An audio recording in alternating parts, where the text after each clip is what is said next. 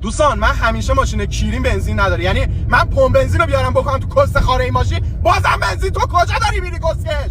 زنجنده تو کدوم قبرستون در ری داری دندقم میری؟ من انگار فیلمو برعکس کردم تو این فیلم. کسکش کیرم دهنت کدوم ور داری میری؟ داری میری تو کامیون. کسکش داری میری تو کامیون.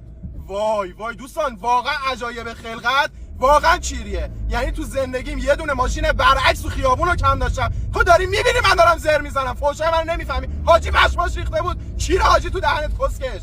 زنجنده چرا پارک کردی اینجا؟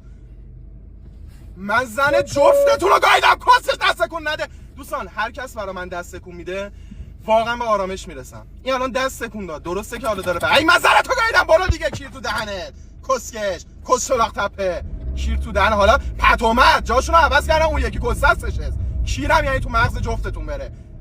درو کن کسکش. الان یکی دیگه پشت میاد. کیرم تو دهن جفتتون. من خار تو رو گاییدم کسکش. خار تو رو به درخت میبندم مثل سگ نر میکنمش کسکش. کیرم تو دهنت خار.